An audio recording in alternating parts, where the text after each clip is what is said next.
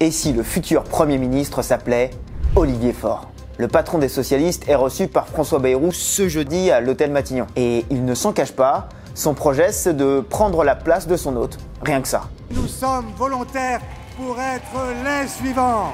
Alors les socialistes et la gauche peuvent-ils vraiment accéder au pouvoir si François Bayrou s'en va?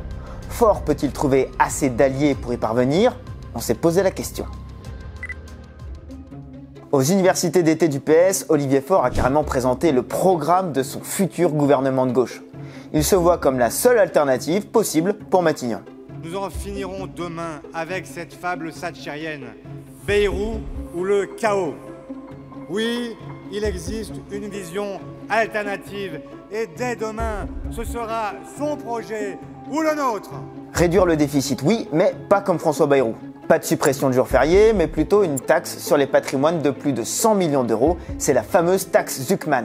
Également des taxes sur les entreprises, le retour de la retraite à 62 ans et une promesse faite aux députés, ne jamais utiliser le 49.3.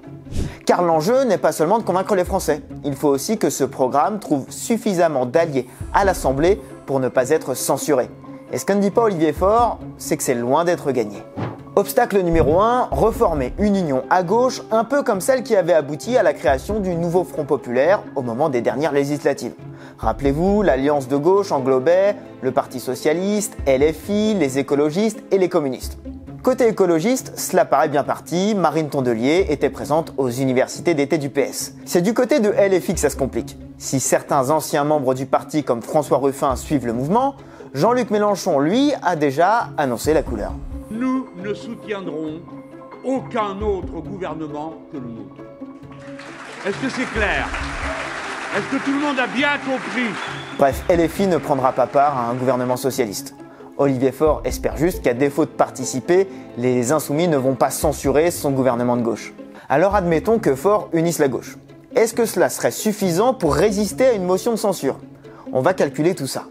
L'hémicycle compte 577 députés. Il faut donc trouver une majorité de 289 députés qui acceptent de ne pas censurer un gouvernement d'Olivier Faure. Obstacle numéro 2. La gauche NFP, c'est seulement 182 députés. Bref, il manque encore une centaine de voix qui accepteraient de ne pas censurer. Faure ne veut pas gouverner avec LR, alors il regardera forcément chez les 168 députés du groupe Renaissance. En gros, il doit proposer un gouvernement suffisamment à gauche pour ne pas froisser LFI, et en même temps pas trop à gauche pour essayer d'aller convaincre les députés Renaissance, un numéro d'équilibriste.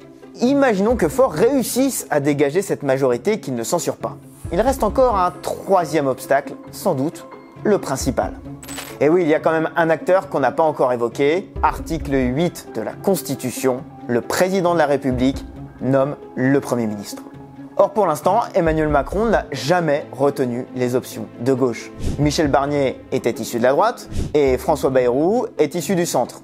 Alors va-t-il cette fois opter pour un socialiste? En matière de nomination, le président a souvent fait preuve d'imagination depuis 2017.